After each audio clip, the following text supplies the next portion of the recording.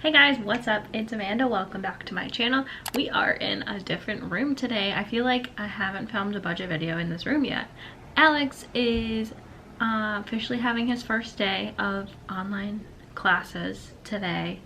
So I am in our bedroom. We have my blackout curtains down so I can film. I got both the cats in here with me. We might be a little distracted, but it is time for another budget video. So it's August 31st right now, last day of the month. This is actually like timing out perfectly for filming this because it'll be up September 1st for you guys, which will be awesome.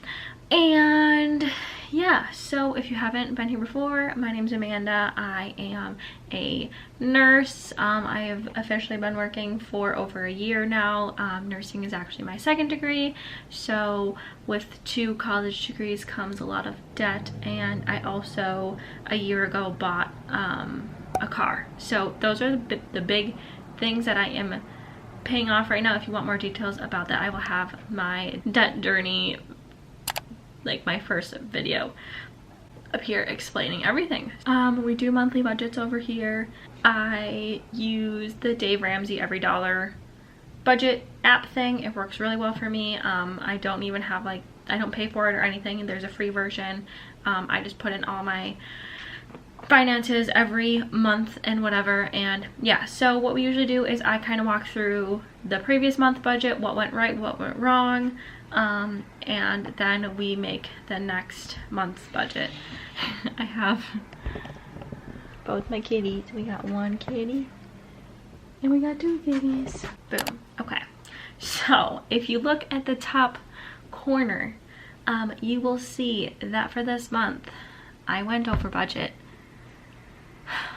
This is the first month that I went over budget, and there's a few things that happened. The first 2 big things that actually put me over budget was, so I'd gotten a raise from work, a $1 raise, because I'd been there for a year, and my last paychecks with that were a little bit higher, so I assumed, hey, my paychecks are going to be more. I over budgeted that. So I think this month I'm going to just stick to $1775 is pretty much dead on with what I was getting, and I had budgeted for $1,800, so that puts me $50 over budget right there. So that's the big thing that happened. Luckily, I got for a random reason, they overcharged me for one of my doctor's appointment visits months ago, so I got $20 back from that. I did work at the daycare for a little bit there, and then wedding emergency funds there, wedding fund, we had to pay another deposit, not another deposit, we had a payment due on our photographer. You know, my usual stuff with the joint account, wedding savings. Gas, I only filled my car up once, and I filled it up in the middle of August, so that's nice. So what I'm going to do here is I'm just going to kind of even everything out to let me know what I have left over. Subscriptions were the same. Miscellaneous, I went a little bit over budget, so I ended up buying myself a new speaker for my camping trip this weekend, and it put me $2 over budget. So actually no, it put me more over budget than that. But you know, there were some things that I bought that I might not have needed to buy, and we're gonna just even that out. Everything else is the same.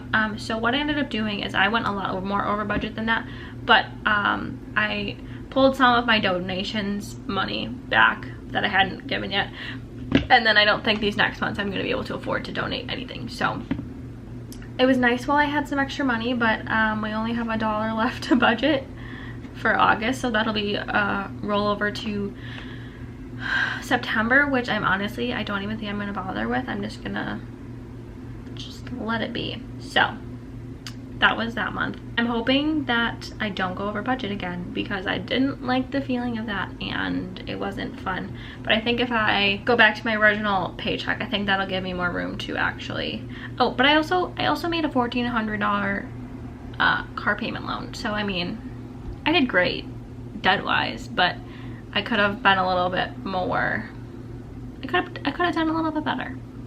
But you know, it happens. Sometimes we go over budget. It's not the end of the world. It's not the end of the world. So, okay, so September let's do it. We're not gonna have anything there, we're not gonna have anything there, we're not gonna have anything there. That stays the same. Gas will do 50. Subscriptions are the same. Miscellaneous will do 150. Gym, so Planet Fitness did end up charging me, so I need to cancel that. But for right now, I'm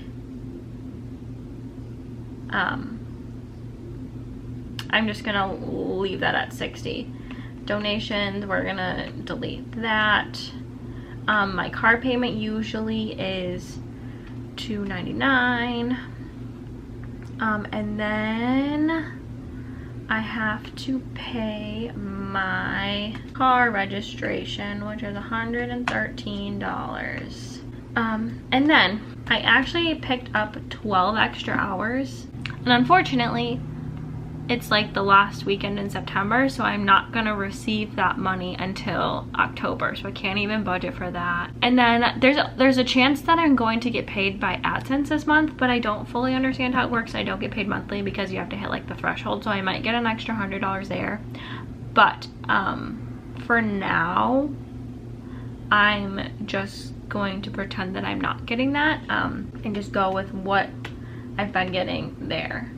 Okay, so that gives me an extra $127.02 left to budget, which I always take that extra money and I put that towards my car payment, which, by the way, guys, we are half paid off. We have paid our car halfway off. So that gives me $426.02 for my car payment.